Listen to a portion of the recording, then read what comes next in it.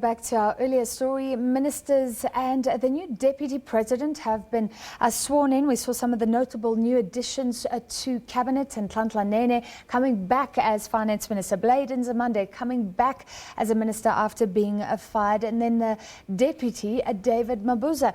Lucanio Kalata is standing by for us in Parliament. Let's go straight to him. Lucanio. Francis, thank you very much. Yes, just a few minutes ago, we obviously witnessed the swearing in of the new members of President Cyril Ramaphosa's cabinet. I am now joined by the new deputy president of the country, Mr. David Mabuza. Sir, thank you very much for granting us this opportunity, and congratulations. Thank you very much. So obviously you're now the leader of a government business. You are stepping into a government that is currently experiencing a few inquiries into corruption, into state capture. As the leader of government business, what will be your first point of call in trying to sort out or at least address the issues of state capture facing the government? Well, let me start by saying I'm very humbled that I've been given this responsibility by the President, and I'm ready to serve our people with all my strength and the wisdom I have. Beyond this point, the President is going to assign functions formally to me. So I can't speculate whether I'll be dealing with that, I'll be dealing with that. So probably I must not cross the bridge before I arrive.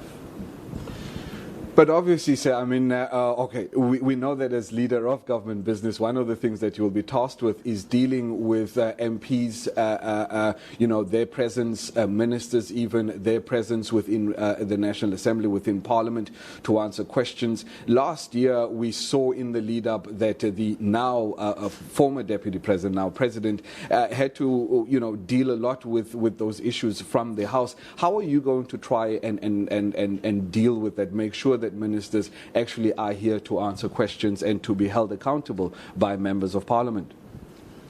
Of course, we are going to play our role to ensure that every time we remind members about their responsibility, why they are here.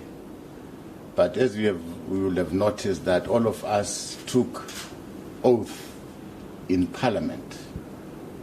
That means as individuals, collectively, we are accountable to Parliament, accountable to the Speaker. So whatever you do in Parliament, you must know that you are accountable to the Speaker. Well, as leader of government business, I'll try every time to encourage members to do their work, especially those that are in cabinet. But generally, all of us, when in that house, we are collectively and individually responsible.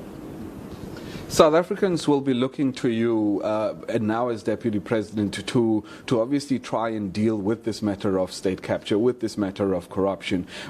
As Deputy President, I know you've said that you haven't been assigned, but where are the critical factors that you think you can contribute in making sure that the state or the executive deals fundamentally with this issue of corruption and state capture?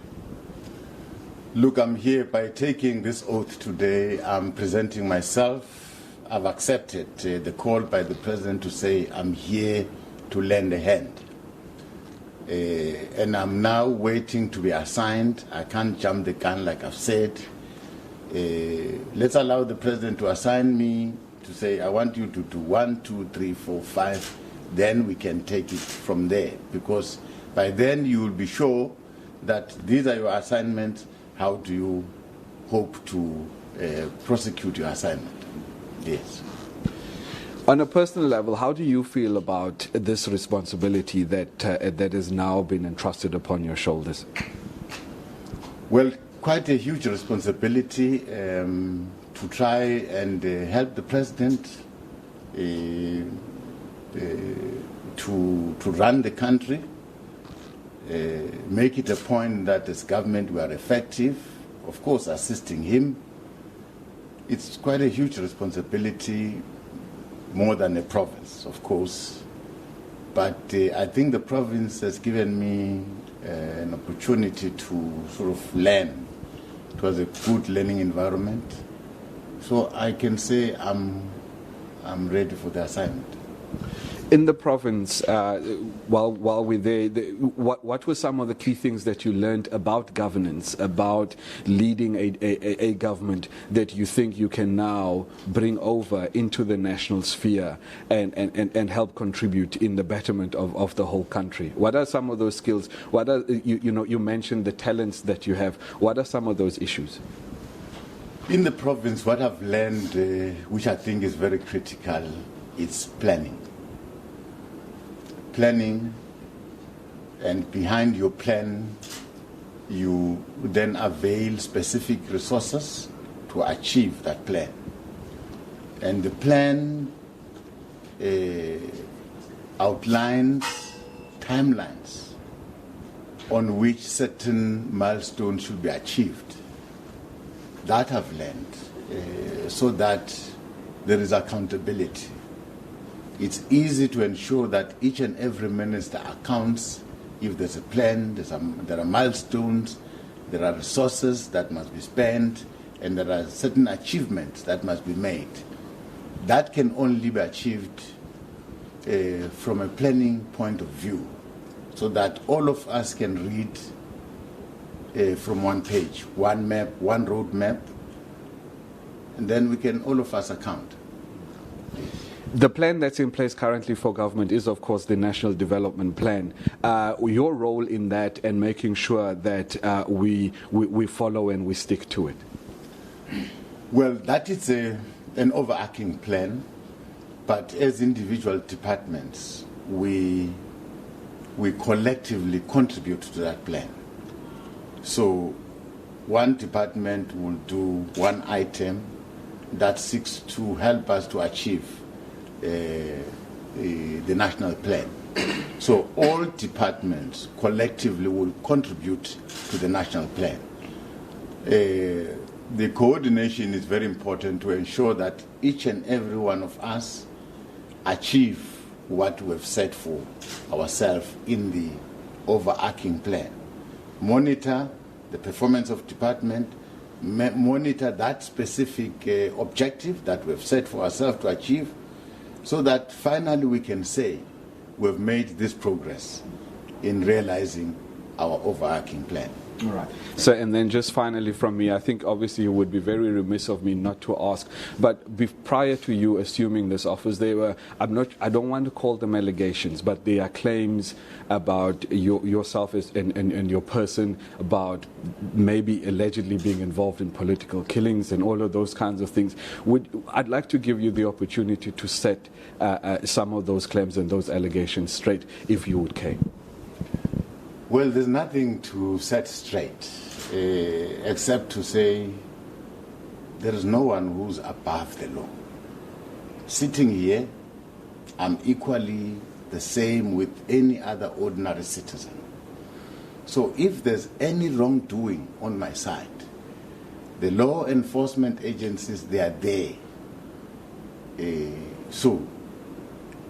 Anyone can go there and say, David Mabuza has done so and so. I'm opening a case.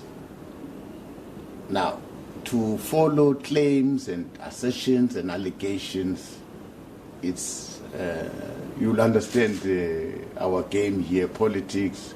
Others will want to trip you, want to paint you. But if an allegation is true, those people who are making an allegation, they must know that South Africa has got institutions that can deal with those.